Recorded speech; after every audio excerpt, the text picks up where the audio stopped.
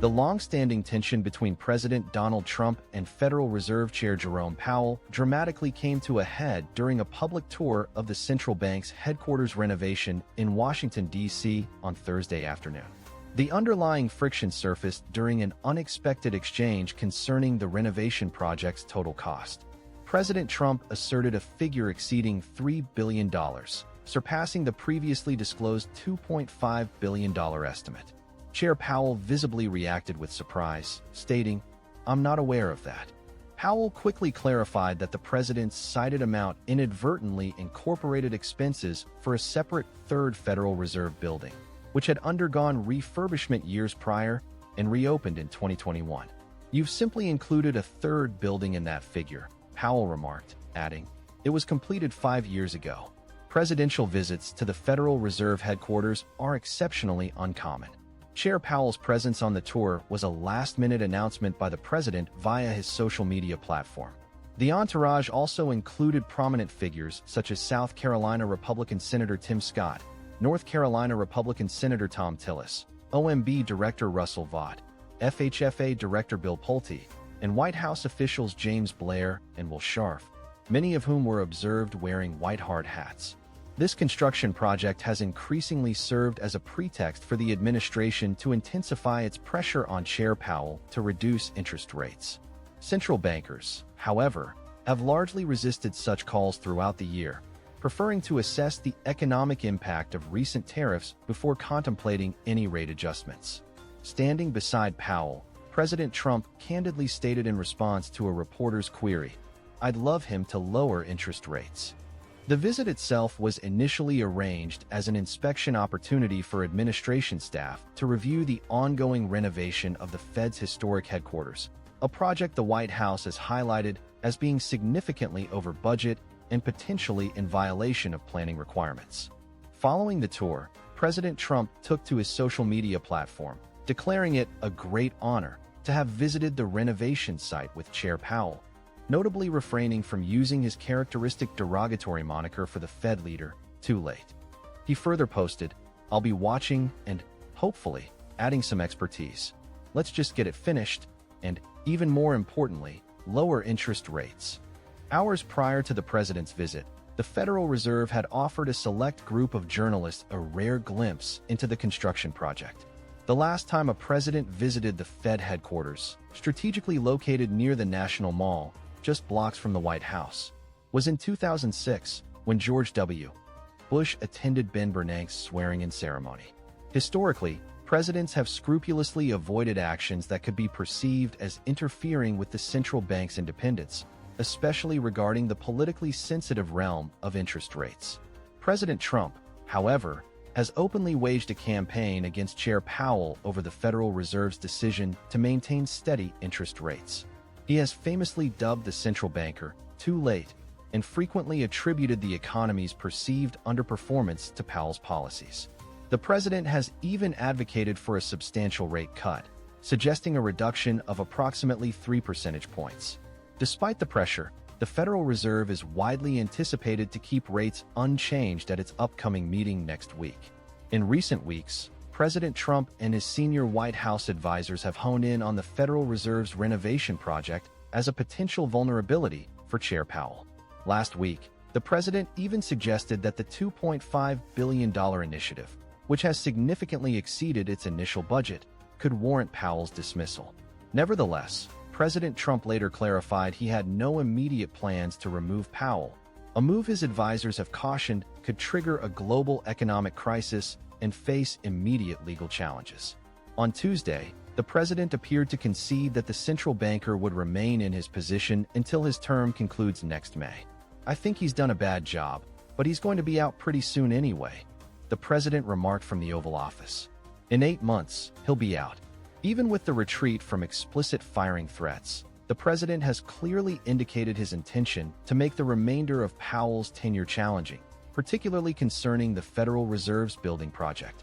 Earlier this month, OMB Director Vought alleged on social media that Chair Powell had potentially violated government oversight regulations by failing to comply with protocols related to the ongoing Federal Reserve renovation, which encompasses the historic Mariner S. Eccles building.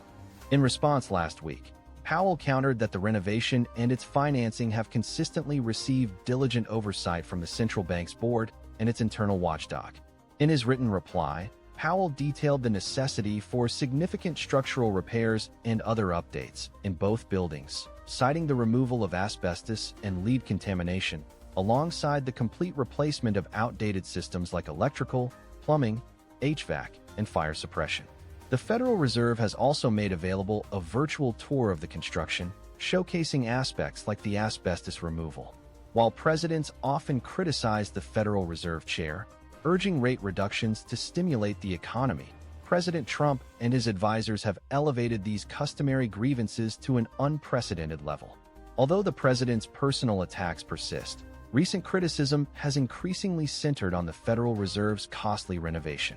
During his biannual congressional testimony, Chair Powell faced intense questioning regarding the project's substantial expense and budget overruns. Some Republican lawmakers have derisively labeled it the Palace of Versailles, accusing Powell of overseeing an overly opulent undertaking complete with ornate sculptures and luxurious features. Powell has vehemently denied these claims, asserting that the renovation of the century-old buildings is both long overdue and essential. There's no VIP dining room, there's no new marble, there are no special elevators, just old elevators that have been there, Powell testified before the Senate last month.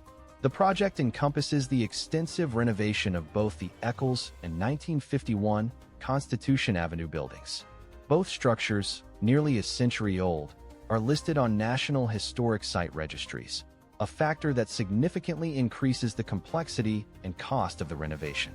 Accounts from journalists who attended the morning tour described the Eccles building, one of the two facing the National Mall undergoing refurbishment, as a bustling, typical construction site, replete with scaffolding, cement mixers, and heavy machinery. Federal Reserve staff indicated that significant security upgrades, including blast-resistant windows and sheer walls, were major contributors to the renovation's expense. The Fed's headquarters is slated to receive the Department of Homeland Security's highest security designation for federal buildings. Notably, rooftop seating for the Eccles building, initially planned in 2021, was removed from the scope to avoid any perception of it being a luxury amenity, even though Fed staff noted its inclusion would not have been costly. During the tour, staff also attributed substantial cost overruns, compared to 2018 and 2019 estimates, to rising tariffs and increased material expenses. The project is anticipated to conclude by the fall of 2027, with approximately 3,000 DC-based workers moving into the refurbished facilities through March 2028. Despite their considerable age, neither building has undergone a comprehensive renovation to date, as Chair Powell highlighted in his recent response to OMB Director Vought. A 2019 independent report by the National Capital Planning Commission, NCPC, the federal government's construction oversight body, confirmed that many of the Eccles building systems had reached the end of their useful life. Initially projected at $1.9 billion, the project's cost has escalated to $2.5 billion over recent years. This considerable increase is partly due to inflation and delays. A 2023 Federal Reserve budget document specifically cited significant increases in raw materials, higher labor costs, and changes in construction schedule expectations which lengthen use of leased space as contributing factors to the additional expense. As expenses mounted, the Federal Reserve's renovation, overseen by Chair Powell, underwent some scaling back. These modifications, despite being intended to cut costs, drew the scrutiny of OMB Director Vought. Vought has leveled accusations of dishonesty against Powell regarding his testimony, claims that Powell has categorically denied. The OMB director asserted that Powell unilaterally altered the Fed's plans without consulting the NCPC, a consultation Vought contended was legally mandated. Powell, in his letter to Vought last week, maintained that the Federal Reserve was not required to resubmit paperwork as the changes were not deemed substantial, and that their engagement with the NCPC was entirely voluntary. He emphasized that the independent Federal Reserve is not generally subject to the direction of the NCPC.